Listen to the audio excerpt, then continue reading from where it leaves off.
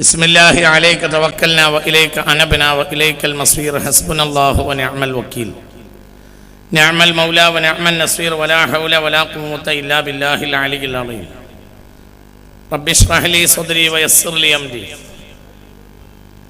വഹ്ലുൽ ഉഖ്ദത മിൻ ലിസാനി യഫ്ഖഹു ഖൗലി ബിഹഖ് ലഖദ് ജാഅകും റസൂലുൻ മിൻ അൻഫുസികും അസീസുൻ അലൈഹി മാ അനിതും ഹരീസുൻ അലൈക്കും ബിൽ മുഅ്മിനീന റഊഫുർ റഹീം فإن تولوا فقل حسبي الله لا إله إلا هو عليه توكلت وهو رب العرش العظيم وبحق إن الله وملائكته يصلون على النبي يا أيها الذين آمنوا صلوا عليه وسلموا تسليما صلى الله عليه وعلى آله وصحبه وسلم تسليما سبحان ربك رب العزة عما يصفون وسلام على المرسلين والحمد لله رب العالمين ബഹുമാനപ്പെട്ട അധ്യക്ഷരെ, ബഹുമാനികളായ സമസ്തകലമേ തൊലമയുടെ കേന്ദ്ര മുഷാവർ അംഗങ്ങളായ ബഹുമാനപ്പെട്ട ചേലക്കാട് ഉസ്താദ്, ഒന്നരായ വില്യാപ്പള്ളി ഉസ്താദ് തുടങ്ങിയ ബഹുമാനികളായ പണ്ഡിതന്മാരെ, സുന്നി സംഘത്തിൻ്റെയും സുന്നി വിദ്യാർത്ഥി സംഘടനയുടെയും ജമിയത്തുൽ മുഅല്ലിമീൻ്റെയും SBBയുടെയും സമസ്തയുടെയും കർമ്മധീരരായ പ്രവർത്തകരെ, ബഹുമാനമുള്ള നാദാപുരത്തെ ഈ പ്രസ്ഥാനത്തെ നെഞ്ചിലേറ്റി ഈ പ്രസ്ഥാനത്തിന് എല്ലാവിധ സൗകര്യവും ഏത് കാലഘട്ടത്തിലും ചെയ്തിട്ടുള്ള ബഹുമാന്യ സഹോദരങ്ങളെ, അല്ലാഹു സുബ്ഹാനഹു വ തആല ഇതൊരു സ്വാലിഹായ അമലായി നമ്മിൽ നിന്ന് സ്വീകരിക്കട്ടെ. ഇസ്ലാം എന്ന വാക്കിന് വിശാലമായ ഒരർത്ഥം സലാമത്ത് എന്ന വാക്കിൽ നിന്നാണ് ഇസ്ലാം എന്ന വാക്കിൽ ഉണ്ടായിട്ടുള്ളത് എന്നാണ് ഒരു വ്യാഖ്യാനം. സലാമത്ത് എന്നാൽ സമാധാനം, ഇസ്ലാം എന്നാൽ സമാധാനം ഉണ്ടാക്കൽ, മുസ്ലിം എന്നാൽ സമാധാനം ഉണ്ടാക്കുന്നവൻ എന്നാണ് അർത്ഥം. ഒരിക്കലും ഒരു മുസ്ലിം തീവ്രവാദി ആകാൻ പാടില്ലാത്തതാണ്. ഇസ്ലാം എന്നാൽ ഒരു മുസ്ലിമിന്റെ ഏറ്റവും ആദ്യത്തെ ബാധ്യത ഈ ലോകത്ത് സമാധാനം ഉണ്ടാക്കുക, അതിനനുസരിച്ച പ്രവർത്തനം നടത്തുക എന്നതാണ്. ഈ ലോകത്തെ ഏറ്റവും വലിയ നന്മ ഈ ലോകത്തെ സമാധാനത്തിന് വേണ്ടി ഒരു മുസ്ലിം സദാസമയവും പ്രവർത്തിച്ചു കൊണ്ടിരിക്കുന്നു എന്നതാണ്. പുണ്യ മുഹമ്മദ് മുസ്തഫ സ്വല്ലല്ലാഹു അലൈഹി വസല്ലമ തങ്ങൾക്ക് അള്ളാഹു നൽകിയ ഏറ്റവും പ്രധാനപ്പെട്ട നാമം റഹ്മത്ത് എന്നാണ്. റഹ്മത്ത് എന്ന വാക്കിനെ പറ്റി പുണ്യ റസൂൽ തന്നെ പറഞ്ഞത്, അള്ളാഹു ലൗഹും കലമും സൃഷ്ടിച്ചപ്പോൾ കലമിനോട് ലൗഹിൽ എഴുതു എന്ന് പറഞ്ഞു. അപ്പോൾ കലമ അള്ളാഹുവോട് ചോദിച്ചു, ഞാൻ എന്താണ് ലൗഹിൽ എഴുതേണ്ടത്? അപ്പോൾ അള്ളാഹു കലമോട് പറഞ്ഞു, ഉക്തുബ് അനിർ റഹ്മ, നീ കാരുണ്യത്തെ പറ്റി എഴുതൂ എന്ന്. ആദ്യമായി ലൗഹിൽ എഴുതിയ വാക്ക് റഹ്മത്ത് എന്നാണ്. അള്ളാഹുവിന്റെ ഹബീബായ മുഹമ്മദ് മുസ്തഫ സ്വല്ലല്ലാഹു അലൈഹി വസല്ലമയെ നെഞ്ചിലേറ്റിയ ലോകത്തെ സകലമാന മുസ്ലിമീങ്ങളുടെയും ബാധ്യത ലോകത്തെ കാരുണ്യം കൊണ്ട് നിറക്കുക എന്നതാണ്. പുണ്യ റസൂൽ മുസ്ലിമിന് മാത്രം കാരുണ്യമല്ല, വമാ അർസൽനാക ഇല്ലാ റഹ്മത്തൽ ലിൽ ആലമീൻ, സകല ലോകത്തിനും കാരുണ്യമാണ് മുഹമ്മദ് മുസ്തഫ സ്വല്ലല്ലാഹു അലൈഹി വസല്ലം. അതുകൊണ്ട് സകല ലോകത്തിനും കാരുണ്യം നൽകുക എന്നത് മുസ്ലിമിന്റെ ഏറ്റവും പ്രധാനപ്പെട്ട ഉത്തരവാദിത്വവും ബാധ്യതയുമാണ്. ഒരു ഇസ്ലാമിന്റെ കൺസെപ്റ്റ് അല്ലാഹു സുബ്ഹാനഹു വ തആല റഹ്മാനാണ്. ഈ ലോകത്ത് വഴിപ്പെട്ടവൻ വഴിപ്പെടാത്തവൻ എന്ന് വ്യത്യാസമില്ല. എല്ലാവർക്കും അനുഗ്രഹം ചൊരിയുന്നവനും കാരുണ്യം ചൊരിയുന്നവനുമാണ് അള്ളാഹു. പുണ്യ റസൂൽ സ്വല്ലല്ലാഹു അലൈഹി വസല്ലം പറഞ്ഞത്, തഖല്ലഖു ബി അഖ്ലാഖിർ റഹ്മാൻ, റഹ്മാനിന്റെ സ്വഭാവം നിങ്ങൾ സ്വീകരിക്കണമെന്ന് പുണ്യ റസൂൽ മുസ്തഫ സ്വല്ലല്ലാഹു അലൈഹി വസല്ലം. എന്താണ് ഈ റഹ്മാന്റെ സ്വഭാവം? വഴിപ്പെട്ടവൻ വഴിപ്പെടാത്തവൻ എന്ന് വ്യത്യാസമില്ലാതെ എല്ലാവർക്കും കരുണ നൽകുന്നവനാണ് അള്ളാഹു. ആ സ്വഭാവം ഏതൊരു മുസ്ലിമും സ്വീകരിക്കണമെന്ന് മുഹമ്മദ് മുസ്തഫ. അപ്പോൾ മുസ്ലിമിന്റെ പ്രധാനപ്പെട്ട ബാധ്യത സമാധാനം ഉണ്ടാക്കുക, പ്രധാനപ്പെട്ട ബാധ്യത കാരുണ്യം ഉണ്ടാക്കുക, പ്രധാനപ്പെട്ട ബാധ്യത എല്ലാ ജനങ്ങൾക്കും കാരുണ്യം എത്തിക്കാൻ വേണ്ടി പ്രവർത്തിക്കുക.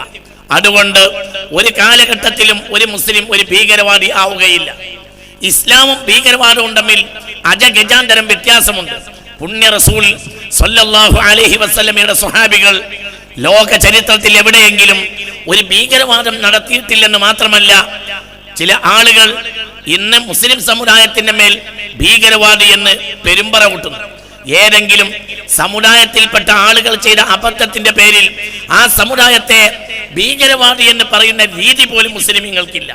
ഇന്ന് മതമറിയാത്ത ചില മുസ്ലിം നാമധാരികൾ ലോകത്തെ ഭീകര പ്രവർത്തനം നടത്തുമ്പോൾ മൊത്തം മുസ്ലിമീങ്ങളുടെ മേലിൽ ഭീകരവാദം ഇന്ന് ലോക മാധ്യമങ്ങൾ അടിച്ചേൽപ്പിക്കുകയാണെങ്കിൽ, സത്യത്തിൽ ഈ നിലപാട് മുസ്ലിമീങ്ങൾ അനുവർത്തിക്കുകയാണെങ്കിൽ ഈ രാജ്യത്തെ അല്ലെങ്കിൽ ലോകത്തെ മുസ്ലിം സമുദായത്തെ സംബന്ധിച്ചിടത്തോളം ഏറ്റവും വേദനാജനകരമായ സംഭവം പരിശുദ്ധ കഅബാലയം പൊളിക്കാൻ വേണ്ടി വന്ന അബ്രഹത്തിന്റെ സംഭവമാണ്.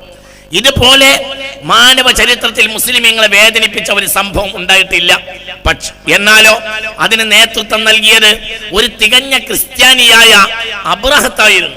ഞാൻ പറയട്ടെ, മുസ്ലിമീങ്ങൾ അബ്രഹത്തിനെ ആക്ഷേപിക്കും എന്നല്ലാതെ അയാൾ ഒരു ക്രിസ്ത്യാനിയാണെന്ന് പോലും പറയാറില്ല.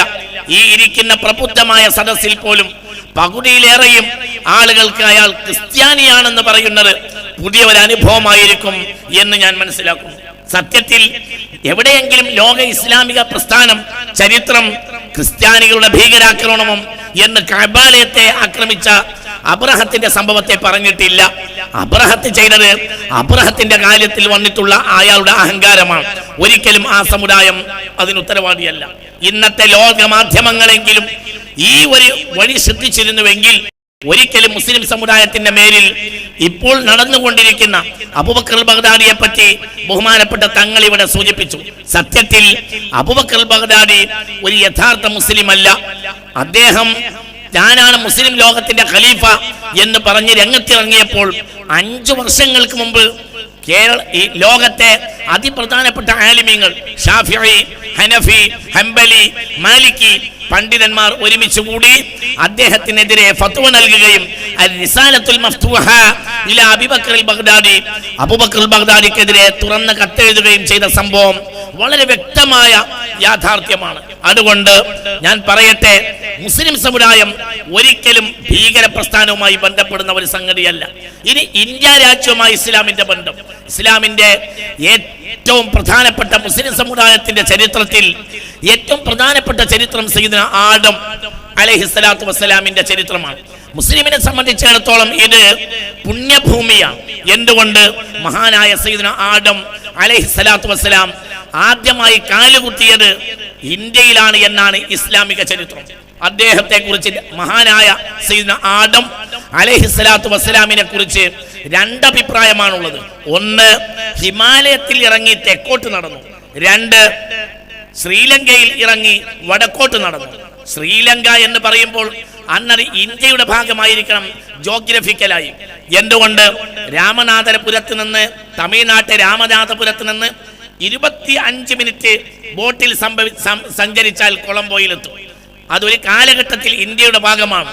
ഇന്ന് മാപ്പ് പരിശോധിക്കുന്ന ആളുകൾക്കറിയാം, വരച്ചുകൊണ്ടിരിക്കുന്നതിനിടയിൽ ഇന്ത്യയുടെ മാപ്പ് വരച്ചുകൊണ്ടിരിക്കുന്നതിനിടയിൽ വരക്കാരന്റെ പേനയിൽ നിന്ന് ഒരു തുള്ളി മഷി ഉറ്റി വീണത് പോലെ തോന്നും ശ്രീലങ്കയെ കണ്ടാൽ. അതുകൊണ്ട് ശ്രീലങ്ക ഇന്ത്യയുടെ ഭാഗം തന്നെയാണ് ഒരു കാലഘട്ടത്തിൽ. അപ്പോഴും മഹാനായ സയ്യിദുനാ ആദം അലൈഹിസ്സലാത്തു വസ്സലാം ഇറങ്ങിയത് ഇന്ത്യയിലാണ്. അപ്പോൾ ഇന്ത്യ ഒരു പുണ്യഭൂമിയാണ് മുസ്ലിമിന്. ഒരിക്കലും മുസ്ലിം ഇവിടെ കുഴപ്പമുണ്ടാക്കാൻ ശ്രമിക്കുകയില്ല. മഹാനായ സയ്യിദുനാ ആദം അലൈഹിസ്സലാത്തു വസ്സലാമിനെ പറ്റി പറയുന്ന പ്രധാനപ്പെട്ട ഒരു ചരിത്രം ഹാബീൽ ഖാബീൽ സംഭവമാണ്. ഹാബീൽ ഖാബീൽ സംഭവം വസ്ലു അലൈഹിം നബഅല്ലദി ആതൈനാഹു ആയാതിനാ ഫൻസലഖ മിൻഹാ ഫഅസ്ബഅഹു الشيطان فكان واتل عليهم نبأ ابني آدم بالحق إذ قربا قربانا فتقبل من أحدهما ولم يتقبل من الآخر قال لأقتلنك قال إنما يتقبل الله من المتقين. ആദമിന്റെ 2 മക്കൾ അല്ലാഹുവിന്റെ മുന്നിൽ ഖുർബാൻ വെച്ചു അലൈഹിസ്സലാം, ഖാബീലും ഹാബീലും. ഖാബീലിന്റേത് സ്വീകരിച്ചില്ല, ഹാബീലിന്റേത് സ്വീകരിച്ചു. ഈ ചരിത്രം തമിഴ്നാട്ടെ രാമേശ്വരത്ത് നടന്നു എന്നാണ് മായിദയിലെ 27ാമത്തെ വചനമാണിത്. ഈ മായിദയിലെ 27ാമത്തെ വചനം അതിനോട് ആസ്പദിച്ച സംഭവം തമിഴ്നാട്ടെ രാമേശ്വരത്ത് നടന്നു എന്നാണ് ഇസ്ലാമിക ചരിത്രത്തിലെ ഏറ്റവും പ്രധാനപ്പെട്ട പ്രതിപാദ്യ വിഷയം. അതുകൊണ്ട് ഒരിക്കലും ഒരു മുസ്ലിം ഇന്ത്യ നാശമാകാൻ ആഗ്രഹിക്കുകയില്ല. ഈ മുസൽമാന്റെ മണ്ണാണ്, ഇത് ലോകത്തൊരു പുണ്യഭൂമിയാണ് എന്ന് മുസ്ലിം വിശ്വസിക്കുന്നു. രണ്ടാമതായി, ഒരു മുസൽമാനെ സംബന്ധിച്ചിടത്തോളം ഏറ്റവും പ്രധാനപ്പെട്ട ഒരു കർമ്മമാണ് ഹജ്ജ്. ലോകത്താദ്യമായി ഹജ്ജ് ചെയ്തത് സയ്യിദുനാ ആദമാണ് അലൈഹിസ്സലാം. എവിടുന്നാണ് ഹജ്ജിന് പോയത്? ഇന്ത്യയിൽ നിന്ന്. ഇമാം ദാറഖുത്നി രേഖപ്പെടുത്തിയ ഒരു ഹദീസ് അനുസരിച്ച് ഹജ്ജ ആദമു മാഷിയം മിനൽ ഹിന്ദി 40 ഹജ്ജാണ് ഹബീബായ മുഹമ്മദ് മുസ്തഫ. ഇന്ത്യന്ന് നടന്നു പോയി 40 ഹജ്ജ് ചെയ്തിട്ടുണ്ട് സയ്യിദുനാ ആദം അലൈഹിസ്സലാം. 40 ഹജ്ജ് ഇന്ത്യന്ന് നടന്നു പോയി ചെയ്തു എന്ന് പറയുമ്പോൾ 39 ഹജ്ജ് കഴിഞ്ഞിട്ടും സയ്യിദുനാ ആദം അലൈഹിസ്സലാം ഇന്ത്യയിലേക്ക് തന്നെ തിരിച്ചു വന്നതാണ്. അപ്പോൾ ആദം അലൈഹിസ്സലാത്തു വസ്സലാമിന് ഏറ്റവും മുസൽമാന്റെ ആ അഭിമാനമാണത്. ലോകത്താദ്യമായി ഹജ്ജിന് പോയത് ഈ പുണ്യഭൂമിയിൽ നിന്നാണ്. ലോകത്തെ ആദ്യ പ്രധാനപ്പെട്ട പുണ്യഭൂമിയാണ് ഇന്ത്യ എന്ന് മുസ്ലിം വിശ്വസിക്കുന്നു. പിന്നെ മുസൽമാന്റെ കൺസെപ്റ്റ് ഒന്നുകൂടി വിശാലമാണ്. ഭാരത മാതാവ് എന്ന് ഹിന്ദു പറയുമ്പോൾ സത്യത്തിൽ ഒരു നിലക്ക് മുസ്ലിമീങ്ങൾ അതിനെതിരല്ല, പക്ഷേ ഒന്നുകൂടി വിശാലമാണ് എന്ന് മാത്രം. പുണ്യ റസൂൽ സല്ലല്ലാഹു അലൈഹി വസല്ലം ഭാരതം മാത്രം മാതാവ് എന്ന് ഹിന്ദു പറയുമ്പോൾ മുസ്ലിം ഭാരതം മാത്രമല്ല, ഭാരതം നമ്മുടെ പ്രധാനപ്പെട്ട രാജ്യമാണ്. എന്നാലും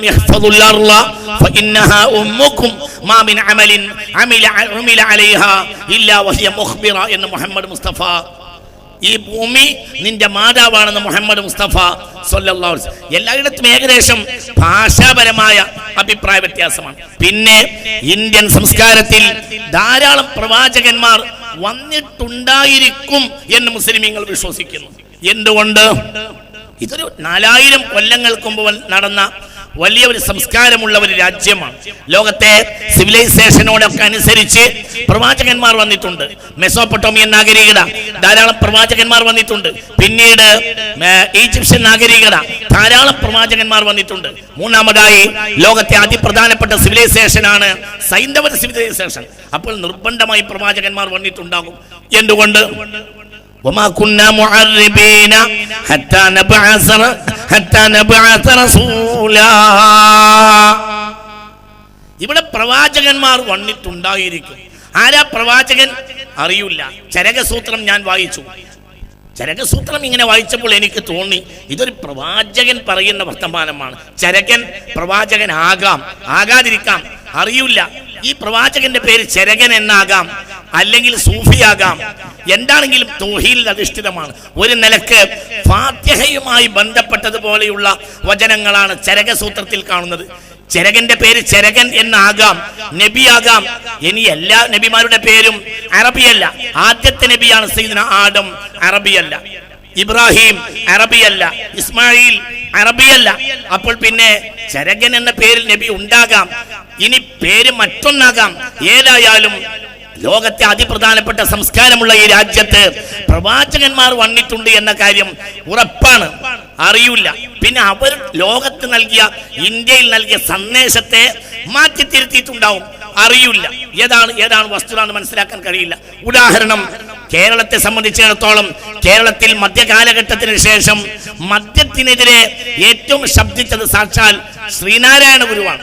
അദ്ദേഹത്തിന്റെ പേരിൽ ഉണ്ടായ സംഘടനയാണ് SNDP. അദ്ദേഹം മദ്യം വിഷമാണ്, മദ്യം കഴിക്കരുത്, മദ്യം ഏറ്റവും വലിയ ആപത്താണ് എന്ന് കേരളത്തിന്റെ വയലേലകളിൽ, കൃഷിയിടങ്ങളിൽ, നാടൻ ഗ്രാമങ്ങളിൽ, പട്ടണങ്ങളിൽ മധ്യകാലഘട്ടത്തിന് ശേഷം ഏറ്റവും വിളിച്ചു പറഞ്ഞ ഒരാൾ ശ്രീനാരായണ ഗുരുസ്വാമികളാണ്. അദ്ദേഹത്തിന്റെ സംഘടനയുടെ തലപ്പത്ത് ഇന്നിരിക്കുന്നത് കേരളം കണ്ട ഏറ്റവും വലിയ അബ്കാരിയാണ്. അപ്പൊ സ്വാഭാവികമായി കുറഞ്ഞ ഒരു കാലഘട്ടത്തിൽ തന്നെ ചരിത്രത്തിൽ ഇങ്ങനെയൊക്കെയുള്ള വ്യത്യാസങ്ങൾ വന്നിട്ടുണ്ടെങ്കിൽ പ്രവാചകന്മാരുടെ സന്ദേശത്തിൽ വലിയ വ്യത്യാസങ്ങളൊക്കെ ഉണ്ടായിട്ടുണ്ടാകാം. അതുകൊണ്ട് ധാരാളം പ്രവാചകന്മാർ വരാൻ സാധ്യതയുള്ള മണ്ണാണ് ഇന്ത്യ രാജ്യം എന്ന് മുസ്ലിമീങ്ങൾ വിശ്വസിക്കുന്നു. ഇനി അറബികളും മുത്ത് മുഹമ്മദ് മുസ്തഫ സല്ലല്ലാഹു അലൈഹി വസല്ലം തങ്ങളുടെ കാലത്തിന് മുമ്പ് തന്നെ അറബികൾക്ക് ഇന്ത്യക്കാരുമായി ബന്ധമുണ്ടായിരുന്നു. മഹാനായ സയ്യിദ്നാ സുലൈമാൻ അലൈഹിസ്സലാത്തു വസ്സലാമിന്റെ മരണം BC 923 അതിനു മുമ്പ് തന്റെ ദർബാറിലേക്ക് ആവശ്യമായ പല വസ്തുക്കളും കേരളത്തിൽ നിന്ന് കൊണ്ടുപോയിരുന്നു എന്ന് ചരിത്രം രേഖപ്പെടുത്തിയിട്ടുണ്ട്. എന്തിന്? അറബികളുടെ ഏറ്റവും ആവശ്യമുള്ളതാണ് കുരുമുളക്. AD 18-ാം നൂറ്റാണ്ട് വരെ ലോകത്ത് കേരളത്തിലല്ലാതെ കുരുമുളക് കൃഷി ഉണ്ടായിരുന്നില്ല. ലോകത്ത് AD 18-ാം നൂറ്റാണ്ട് വരെ ലോകത്ത് കേരളത്തിൽ അല്ലാതെ കുരുമുളക് കൃഷികൾ ഇല്ല. അറബികൾ വറ്റൽ മുളക് ഉപയോഗിക്കില്ല. അറബികൾ പ്രധാനമായും എന്നുപയോഗിക്കുക കുരുമുളകാണ്.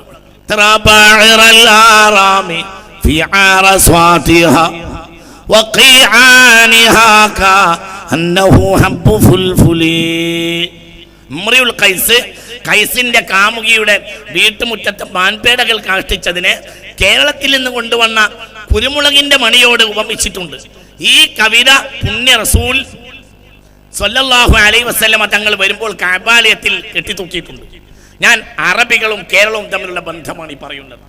അതുകൊണ്ടായിരിക്കണം ചന്ദ്രൻ പിളർന്നപ്പോൾ ഇന്ത്യയിലെ കേരളത്തിലെ പ്രഗത്ഭനായ ഒരു രാജാവ് എല്ലാം ഒഴിവാക്കി മഹാനായ മുത്ത് മുഹമ്മദ് മുസ്തഫ സ്വല്ലല്ലാഹു അലൈഹി വസല്ലമയെ കാണാൻ വേണ്ടി മക്കത്തേക്ക് പോയി.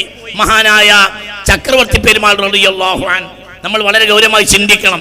വില്യം ലോഗൻ സാഹിബ്, മലബാർ കലക്ടറായിരുന്ന വില്യം ലോഗൻ സാഹിബ് തന്റെ മലബാർ മാനുവലിൽ രേഖപ്പെടുത്തിയ ചരിത്രത്തിന്റെ ഒരഭിപ്രായം അനുസരിച്ച് ഓണത്തിന്റെ അടിസ്ഥാനം പോലും ചക്രവർത്തി പെരുമാൾ കേരളത്തിൽ നിന്ന് അറബ് നാട്ടിലേക്ക് ഹബീബായ മുഹമ്മദ് മുസ്തഫ സ്വല്ലല്ലാഹു അലൈഹി വസല്ലമ തങ്ങളെ കാണാൻ പോയതായി രേഖപ്പെടുത്തുന്നു.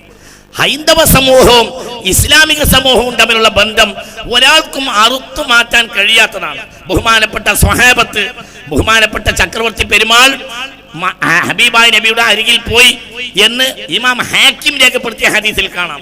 ജാഅ മലികും മിനൽ ഹിന്ദ് ഇലാ റസൂലില്ലാഹി സ്വല്ലല്ലാഹു അലൈഹി വസല്ലം വമഅഹു ശൈഉൻ മിനസ് സൻജബീൽ. ഇഞ്ചിയും കൊണ്ട് ഒരു ഇന്ത്യൻ രാജാവ് മുത്ത് മുഹമ്മദ് മുസ്തഫ പീഞ്ഞപ്പെട്ടികളിൽ കെട്ടിന 21 പീഞ്ഞപ്പെട്ടികളിൽ കെട്ടിയിട്ട് ഇഞ്ചിയും കെട്ടി മഹാനായ ചക്രവർത്തി പെരുമാൾ മുത്ത് റസൂൽ സ്വല്ലല്ലാഹു അലൈഹി വസല്ലമയുടെ അരികിൽ പോയി അബ്ദുറഹ്മാൻ എന്ന പേര് സ്വീകരിച്ചു. പിന്നെ അദ്ദേഹത്തിന് താജുദ്ദീൻ എന്ന സ്ഥാനപ്പേര് മുത്തുനബി നൽകി സ്വല്ലല്ലാഹു അലൈഹി വസല്ലം. അദ്ദേഹം പിന്നെ തിരിച്ചു വരുമ്പോൾ ലഫാറിൽ വെച്ച് മരണപ്പെട്ടു പോയി. ലഫാറും കേരളവും തമ്മിൽ വളരെ അടുത്താണ്. കേരളത്തിന്റെ ചരിത്രത്തിൽ MGS പോലും രേഖപ്പെടുത്തിയത് ലഫാറും കേരളവും തമ്മിലുള്ള ബന്ധം അറബികളെ കൂടുതൽ അടുപ്പിച്ചു. ഒരാള് കേരളത്തിൽ നിന്ന് കാശിയിലേക്ക് പോവുകയാണെങ്കിൽ കാശിയിൽ പോകാൻ മറ്റു മാർഗങ്ങളില്ല. കാശിയിൽ പോകുന്ന ഒരാള് ഹൈന്ദവ കേന്ദ്രമായ കാശിയിലേക്ക് പഴയ കാലത്ത് ഒരാൾ പുറപ്പെട്ടാൽ 6 മാസം കൊണ്ട് മാത്രമേ അയാൾ കാശിയിലെത്തുകയുള്ളൂ. എന്നാൽ കേരളത്തിൽ നിന്ന് ഒരാൾ ലഫാറിലേക്ക് പുറപ്പെട്ടാൽ 30 ദിവസത്തിനുള്ളിൽ ലഫാറിൽ എത്തിച്ചേരുമെന്നാണ്. ആ ലഫാറിലാണ് ബഹുമാനപ്പെട്ട മഹാനായ ചക്രവർത്തി പെരുമാൾ റഹ്മത്തുള്ളാഹി അലൈഹി വഫാത്തായി കിടക്കുന്നത്. അറബ് ലോകത്തെ അത്ഭുതമാണ്. മലയാളത്തിന്റെ പ്രധാനപ്പെട്ട ഭക്ഷണത്തിന്റെ വിഭവം മത്സ്യമാണ്. മലയാളികളെ മത്സ്യം എന്ന് പറഞ്ഞാൽ അത് മത്തിയാണ്. ഐക്കോറയൊക്കെ വരുന്നത് ഇപ്പോൾ ഒരു 20-25 കൊല്ലങ്ങൾക്ക് ഇടയിലാണ്. മുമ്പ് മലയാളികൾക്ക് മത്സ്യം എന്ന് പറഞ്ഞാൽ ചാളമത്തിയാണ്. പേർഷ്യൻ ഉൾക്കടലിലെ അറബ് നാടിനെ സംബന്ധിച്ചിടത്തോളം മത്തി കിട്ടുന്ന ഒരു പ്രദേശമില്ല. ആകെ മത്തി കിട്ടുന്നത് ലഫാറിലാണ്. നേരെ കടലിൽ ഇറങ്ങിയിട്ട് കൊട്ടയെ കൊണ്ട് അങ്ങോട്ട് പൊക്കിയാൽ ഇഷ്ടം പോലെ മത്തി കിട്ടും. എന്തുകൊണ്ട്? അത് മഹാനായ ചക്രവർത്തി പെരുമാളുടെ കറാമത്താണ്. കേരളീയർ പിന്നീട് വരുവൻ ഒരു കേരളീയ ചൈതന്യവുമാണ്. ഞാൻ പറഞ്ഞുകൊണ്ടുവരുന്നത് ഹിന്ദുക്കളും മുസ്ലിമീങ്ങളും തമ്മിലുള്ള ബന്ധമാണ്. ലഫാറിൽ വെച്ച് മരണപ്പെട്ടപ്പോൾ സ്വഹാബികളെ കേരളത്തിലേക്ക് പറഞ്ഞയച്ചു. കേരളത്തിലെ നാട്ടുരാജാക്കന്മാർക്ക് കത്ത് കൊടുത്തയച്ചു. അങ്ങനെ ആ നാട്ടുരാജാക്കന്മാരിലേക്ക് സ്വഹാബികൾ വന്നു. സ്വഹാബികളെ കത്ത് സ്വീകരിച്ച് ഹിന്ദു രാജാക്കന്മാർ 10 പള്ളി ഉണ്ടാക്കാനുള്ള അനുവാദം നൽകി.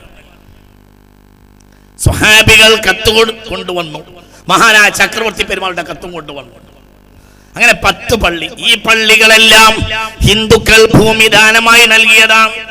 ഒരഭിപ്രായ പ്രകാരം അതിനു മുമ്പേ ഇവിടെ ഒരു പള്ളി ഉണ്ട്. അതെവിടെയാ? അത് ധർമ്മടത്തെ മാടായി പള്ളി. മക്കത്തെ പള്ളി, കൊപ്പിച്ച പള്ളി, മലനാട്ടിലൊരു പള്ളി, മാടായി പള്ളി. ഇത് പ്രധാനപ്പെട്ട അഭിപ്രായ പ്രകാരം ഹിജ്റ 5-ലാണ്. ഹിജ്റ 5 ഇന്ത്യ രാജ്യത്തെ ആദ്യത്തെ പള്ളി ഹിജ്റ 5 ഇന്ത്യയിൽ അല്ലാഹു അക്ബർ അല്ലാഹു അക്ബർ അല്ലാഹു അക്ബർ അല്ലാഹു അക്ബർ എന്ന് ഇന്ത്യയിൽ ബാങ്ക് കൊടുക്കുന്നത് ഹിജ്റ 5 ഹിജ്റ 5 എന്നാൽ മുത്തുനബിക്ക് 58 വയസ്സ് വഹി ഇറങ്ങുന്ന കാലം. ഇനി നിങ്ങൾ അത്ഭുതം കേട്ടോളൂ. കഅബാലയത്തിൽ ആദ്യം ബാങ്ക് കൊടുക്കുന്നത് ഹിജ്റ 8 ഇന്ത്യയിൽ ആദ്യം ബാങ്ക് കൊടുക്കുന്നത് ഹിജ്റ 5 ഈ രാജ്യം എങ്ങനെ മുസ്ലിമിന് അന്യമാവും? അതിന് സൗകര്യം ചെയ്തത് ഹിന്ദുക്കൾ. ഹിന്ദു മുസ്ലിമിന്റെ 6ാമത്തെ വിരലാണ്. മുസൽമാന് ഒരു 6ാമത്തെ വിരലാണ് സത്യത്തിൽ ഹിന്ദു. ഹിന്ദുവിനെ എങ്ങനെ മുസ്ലിം മറക്കും? ഒരിക്കലും ഞങ്ങൾ മഹാനായ തങ്ങൾ ഇവിടെ പറഞ്ഞതുപോലെ ഇവിടുത്തെ ചില ഭീകരവാദികളിൽ നിന്ന് എൻ്റെ ബഹുമാനപ്പെട്ട സഹോദര സമുദായം മുസ്ലിമിനെ മനസ്സിലാക്കാൻ പാടില്ല. അത്ഭുതമല്ലേ അത്ഭുതം. കഅബാലയത്തിൽ ആദ്യമായി ബാങ്ക് കൊടുക്കുന്നത് സയ്യിദുനാ ബിലാൽ റളിയല്ലാഹു അൻഹു ബാങ്ക് കൊടുക്കുക ഹിജ്റ 8 ബാങ്ക് കൊടുക്കുന്നപ്പോൾ ചില ആളുകൾ അപശബ്ദമുണ്ടാക്കി. ഇബ്നു സൗദാ യുഅദ്ദിനു അലൽ ബൈത്തി, കഅബാലയത്തിന്റെ മുകളിൽ കയറിയിട്ട് ഒരു കറുത്തവന്റെ മകൻ ബാങ്ക് കൊടുക്കുന്നോ എന്നാരോ അപശബ്ദം ഉണ്ടാക്കിയപ്പോൾ ഇസ്ലാമിലെ ഏറ്റവും വലിയ ഖുർആനിലെ ഏറ്റവും വലിയ മാനവിക ആയത്തിറങ്ങി. ബിലാൽ കഅബാലയത്തിന്റെ മുകളിൽ, മുത്തുനബി താഴെ, സ്വഹാബികൾ താഴെ. അപ്പോൾ ആയത്തിറങ്ങി, യാ അയ്യുഹന്നാസ് ഇന്നാ ഖലഖനാകും മിൻ ദക്കരിൻ വ ഉൻസാ. സൂറത്തുൽ ഹുജറാത്തിലെ 13ാമത്തെ ആയത്തിറങ്ങുമ്പോഴാണ് ബിലാൽ ബാങ്ക് കൊടുക്കുന്നത് ഹിജ്റ 8. എന്നാൽ ഇന്ത്യയിൽ, കേരളത്തിൽ, മലബാറിൽ ബാങ്ക് കൊടുക്കുന്നത് ഹിജ്റ 5. വളരെ ചിന്തിക്കണം.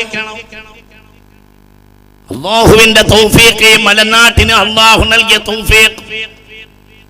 ഇവിടെ ആദ്യത്തെ ജമാഅത്ത് നടക്കുന്നത് ഹിജ്റ 5. കഅബാലയത്തിന്റെ മുറ്റത്ത് ആദ്യത്തെ ജമാഅത്ത് തുടങ്ങുന്നത് ഹിജ്റ 8. ഈ നാട് മുസൽമാൻ എങ്ങനെ അന്യമാകും? മുസൽമാൻ എങ്ങനെ ഈ നാടിനെ തള്ളി പറയും? എങ്ങനെ മുസ്ലിമിനെയും ഹിന്ദുവിനെയും ആര് വേർപെടുത്താൻ ശ്രമിച്ചാലും എങ്ങനെ വേർപെടും? വഹി ഇറങ്ങുന്ന കാലത്ത് മുത്തു മുഹമ്മദ് മുസ്തഫ പുണ്യ റസൂലിന് വേണ്ടി എല്ലാം സമർപ്പിച്ചത് ഹിന്ദുക്കൾ. പുണ്യ റസൂലിനെ അറിഞ്ഞപ്പോൾ മക്കത്തേക്ക് പോയത് പ്രഗത്ഭനായ ഹിന്ദു. 16 ദൈവങ്ങളെ മാറിമായിരുന്ന് പൂജിച്ചാലല്ലാതെ തൃപ്തി വരാത്ത ഹിന്ദുവാണ്. പുണ്യ റസൂലിനെ അറിഞ്ഞപ്പോൾ പിന്നെ എല്ലാ ധനവും സൗകര്യവും ചാർച്ചക്കാർക്ക് വീതിച്ചു നൽകി, രാജ്യം തന്നെ നൽകി പുണ്യ നബിയെ കാണാൻ പോയത് മുത്തു മുഹമ്മദ് മുസ്തഫ. ഇത് ഇന്ത്യയാണ്, ഇത് മലബാറാണ്, ഇത് കേരളമാണ്. അല്ലാഹു നൽകിയ വലിയ തൗഫീഖ്. ഇവിടെ പുണ്യ റസൂലിനെ പറ്റി കവിത എഴുതിയ ആര്? ആദ്യത്തെ പുണ്യ റസൂലിനെ പറ്റിയുള്ള അറബി മലയാള കവിത ആദ്യം എഴുതിയത് ബഹുമാനപ്പെട്ട കുഞ്ഞായി മുസ്ലിയാർ. നൂൽ മദ്ഹ് 600 വരി 600 വരെ നൂൽ മദ്ഹ് എഴുതിയപ്പോൾ മങ്ങാട്ടച്ചനെ വിളിച്ചു. ഈ മങ്ങാട്ടച്ചൻ ആരാ? മങ്ങാട്ടച്ചൻ എന്ന് പറയുമ്പോൾ ചില ആളുകൾ വിചാരിക്കും തമാശയാണ്.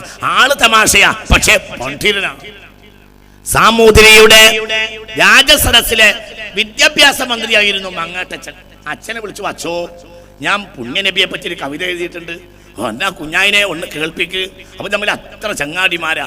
അപ്പോൾ ഇങ്ങനെ 600 വരിയും ചൊല്ലി കേൾപ്പിച്ചു മഹാനായ കുഞ്ഞായി മുസ്ലിയാർ. മങ്ങാട്ടച്ചൻ അത്ഭുതത്തോടെ കേട്ടിട്ട് നേരെ സാമൂതിരി രാജാ സദസ്സിൽ പോയി പറഞ്ഞു, പ്രഭോ നമ്മുടെ കുഞ്ഞായി മുസ്ലിയാർ ഒരു കവിത എഴുതിയിട്ടുണ്ട്, വല്ലാത്ത കവിത, എനിക്ക് നന്നേ ബോധിച്ചു. അപ്പോൾ രാജാവ് പറഞ്ഞു, നാളെ രാവിലെ കുഞ്ഞായിനോട് കവിതയും കൊണ്ട് ഹാജരാക്കാൻ പറയൂ. കുഞ്ഞായൻ പിറ്റേന്ന് രാവിലെ ഹാജരായി. മനോഹരമായ കവിത കേട്ട് രാജാവ് തന്റെ മുന്നിലുള്ള ഡെസ്കിൽ ഇങ്ങനെ ആഞ്ഞാഞ്ഞടിച്ച് ബലഭേഷ് ബലഭേഷ് ബലഭേഷ് എന്ന് പറഞ്ഞുകൊണ്ടേയിരുന്നു. അവസാനം 600 വരിയും ചൊല്ലിച്ച് പറഞ്ഞു, ഇത് കേരളമാകെ പ്രചരിപ്പിക്കുക, എല്ലാ ചെലവും എന്റെ വക. ആദ്യത്തെ പുണ്യ റസൂൽ മുസ്തഫ തങ്ങളെ അറബി മലയാളത്തിലുള്ള മൗലിദ് പ്രസിദ്ധീകരിച്ചത് സാക്ഷാൽ എഴുതിയത് കുഞ്ഞായി മുസ്ലിയാർ, പ്രസിദ്ധീകരിച്ചത് സാക്ഷാൽ ഹിന്ദുവായ സമുദി. എന്നും പുണ്യനബിയുടെ കൂടെ എക്കാലത്തും നിന്നത് ഹിന്ദുക്കൾ. എൻ്റെ കണ്ണ് മുളച്ചതിന് ശേഷം മലയാളത്തിൽ ഞാൻ മുത്ത് മുഹമ്മദ് മുസ്തഫ തങ്ങളെ പറ്റി കണ്ട ഏറ്റവും മനോഹരമായ കവിത യൂസുഫ് അലി എഴുതിയതുമല്ല, കാനേഷ് എഴുതിയതുമല്ല, ഏറ്റവും മനോഹരമായി പുണ്യ റസൂലിനെ വർണ്ണിച്ച കവിത, കണ്ണുനീരിൽ ചാലിച്ച കവിത മഹാകവി വള്ളത്തോൾ എഴുതിയത്. പുണ്യ റസൂലിനെ പറ്റി മുത്ത് മുഹമ്മദ് മുസ്തഫ ഏതു കവിയെയും പിന്നിലാക്കി വള്ളത്തോൾ. ആ കണ്ടതിൽ ഈശ്വരത്വം കൽപ്പിച്ചു നടന്നൊടുക്കം, നിരീശ്വരത്വത്തിൽ അടിഞ്ഞു വീണു നിരസ്ത വിശ്വാസറേബിയക്കാർ. കുറുമ്പുമാറാത്ത ഖുറൈശി വര്യർ കോടി കൊടുത്തേൻ പലവട്ടവും താൻ, ഈ നിങ്ങൾ കൂപ്പും കല്ലല്ല മരമല്ല അല്ലാഹു സർവ്വാധിപശക്തനേകൻ. വള്ളത്തോളിന്റെ കവിതയാ. ഇവർക്കിരുട്ടെ പ്രിയമിത്രം മൂടി കെടുക്കയായി കൈ തിരികൊണ്ടു ചെന്നാൽ മിന്നാമീനുങ്ങിൻ ചെറുതാം വെളിച്ചം പോലും സഹിക്കാത്ത തമസ്സിതേതോ. ഇതൊക്കെയാവാം നിനവായിരത്തി 300 കൊല്ലത്തിനു മുമ്പൊരിക്കൽ മക്കായിലെ കൈ വഴിയൊന്നിലൂടെ നടന്നു പോവും നബി തൻ മനസ്സിൽ. മനോഹരം. അവിടെ അവസാനിപ്പിക്കുമ്പോൾ വള്ളത്തോൾ, എനിക്ക് തോന്നുന്നു വള്ളത്തോൾ കരയാതെ എഴുതിയിട്ടുണ്ടാവില്ല. എന്തുകൊണ്ട്? ആരും കരഞ്ഞു.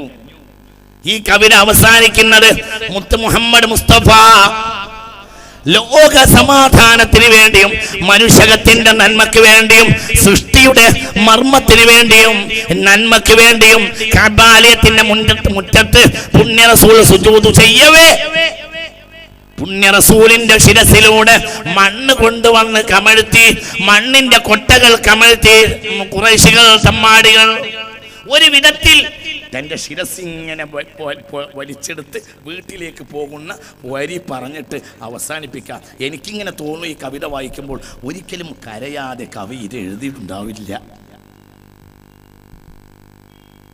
അമൃതപാഠം പൊടിമൺ പുരണ്ട പിതാവിനെ കണ്ടതിവെമ്പലോടെ താൻ കുളിപ്പിപ്പതിനായി മുതിർന്നു തണ്ണീർ കുടം കൊണ്ടഴലാണ്ട പുത്രി.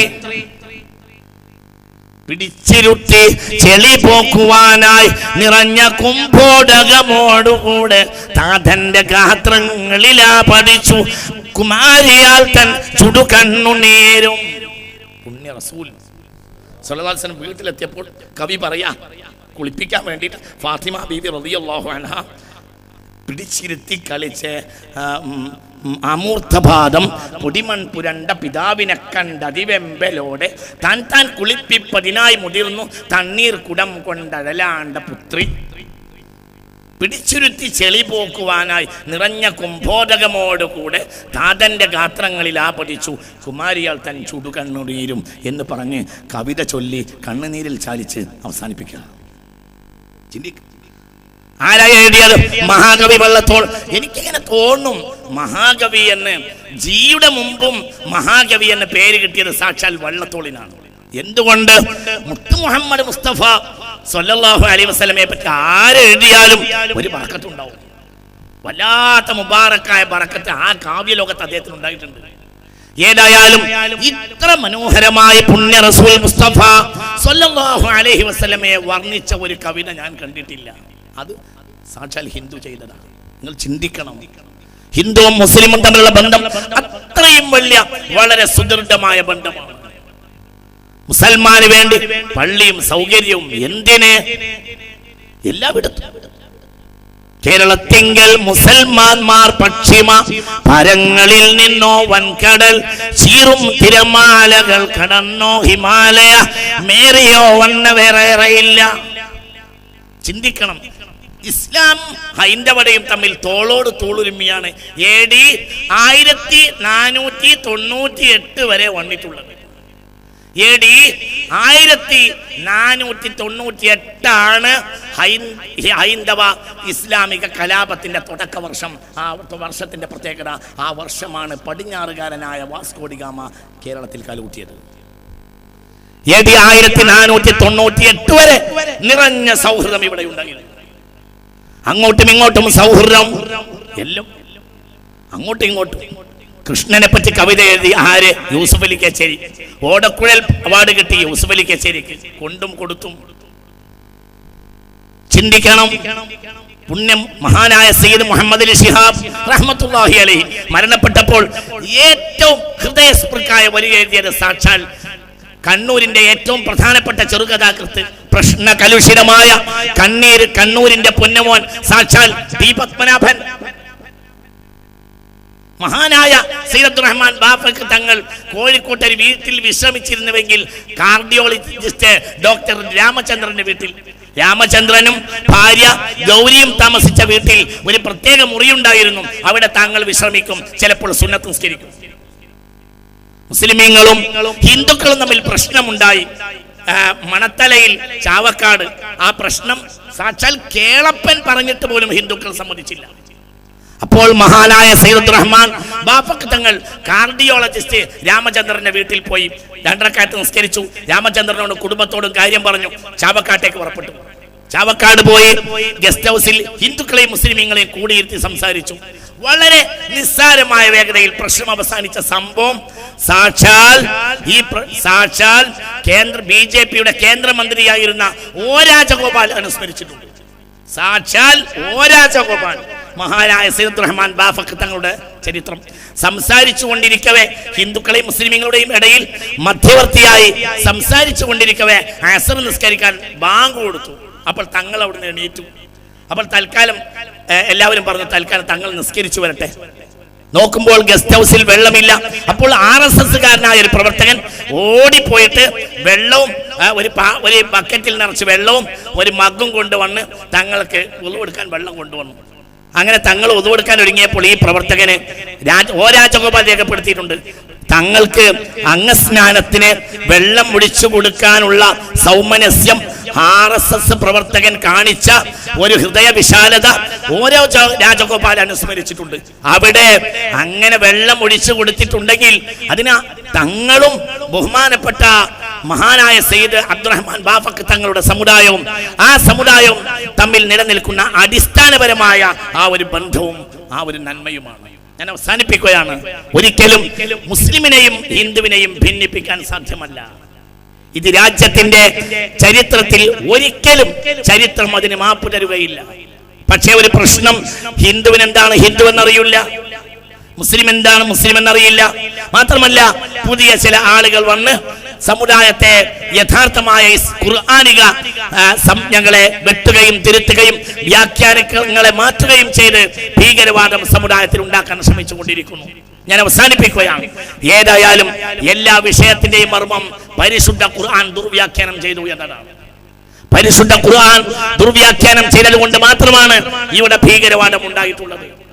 ഏത് കാലഘട്ടത്തിലും കേരളത്തിന്റെ നവോത്ഥാന നായകന്മാരിൽ ഒരാൾ മഹാനായ മൗലദവീല ഖുതുബുസ്സമാൻ സയ്യിദ് അലവിൽ മംബുറമി റളിയല്ലാഹു അൻഹു, അദ്ദേഹത്തിന്റെ പ്രധാനപ്പെട്ട സന്തത സഹചാരിയായ കോന്തുനായർ പള്ളി ഉദ്ഘാടനത്തിന്, പള്ളി പണി തുടങ്ങാന്, വീട് ഉദ്ഘാടനത്തിന്, എല്ലാ കാര്യത്തിനും തങ്ങളുടെ അടുത്തേക്ക് ആള് വരുമ്പോൾ കോന്തുനായരാണ് ഈ ആളുകളെ തങ്ങളുടെ അടുത്തേക്ക് കൊണ്ടുപോവുക. അങ്ങനെ തങ്ങൾ അതിന് സമയം നിശ്ചയിച്ചു കൊടുക്കും. പള്ളി ഉദ്ഘാടനത്തിന്, പള്ളി തലക്കല്ലിടാൻ. എങ്ങനെ ഹിന്ദുക്കളെ സംബന്ധിച്ചിടത്തോളം മലബാറിലെ ഏറ്റവും വലിയ ക്ഷേത്രോത്സവം കളിയാട്ടുമുക്ക് ക്ഷേത്രമാണ്. കളിയാട്ടുമുക്ക് ക്ഷേത്രത്തിന് എന്ന് ക്ഷേത്രം ഉത്സവം തുടങ്ങണമെന്ന് നിശ്ചയിക്കാൻ വേണ്ടി കൊല്ലത്തിൽ ഒരിക്കൽ കോണ്ടുനായാലും ഹിന്ദുക്കളും വരും. ആരടുത്തേക്ക്? സാക്ഷാൽ മമ്പർത്ത തങ്ങളടുത്തേക്ക്. മമ്പർത്ത തങ്ങൾ നിശ്ചയിച്ചു കൊടുത്ത ഡേറ്റിലാണ് കളിയാട്ടുമുക്ക് ക്ഷേത്രോത്സവം ആരംഭിക്കുക. ഇത് ചരിത്രമാണ്. ബഹുമാനപ്പെട്ടവരുടെ ശിഷ്യനാണ് സാക്ഷാൽ വെളിയങ്കോട് ഉമർ ഖാളി. ഒറ്റ ചാട്ടത്തിന് അറേബ്യ നാട്ടിൽ പോയി പള്ളിക്ക് പണിയെടുക്കുന്ന ആളുകൾക്ക് കൂലി കൊടുത്ത് അസർ നിസ്കരിച്ച് വെളിയങ്കോട് നിന്ന് പോയിട്ട് മഗ്‌രിബ് നിസ്കരിക്കുമ്പോഴത്തേന് വെളിയങ്കോടിലേക്ക് തിരിച്ചെത്തിയിരുന്ന വലിയ മഹാനായിരുന്നു വെളിയങ്കോട് ഉമർ ഖാളി റഹ്മത്തുള്ളാഹി അലൈഹി. ഏറ്റവും വലിയ കൂട്ടുകാരൻ ഈഴവനായ ചോയിയാണ്. ചിന്തിക്കും. ചോയി വെളിയങ്കോട് പള്ളിപ്പണി ഏകദേശം എടുപ്പിച്ചതും ചോയിയാണ്. പള്ളിപ്പണിയൊക്കെ കഴിഞ്ഞപ്പോൾ ചോയി ഇങ്ങനെ മെല്ലെ വന്ന് ഉമർ ഖാളിയോട് പറഞ്ഞു, ഉത്തരേ പള്ളിപ്പണി കഴിഞ്ഞു, എല്ലാവരും പള്ളി കയറി, എല്ലാവർക്കും സൗകര്യമൊക്കെ ആയി, ചോയ്ക്ക് മാത്രം ഒന്നും ആയില്ല എന്ന് പറഞ്ഞു. അപ്പോൾ പറഞ്ഞ് നീ നാളെ രാവിലെ ഇങ്ങോട്ട് വാ.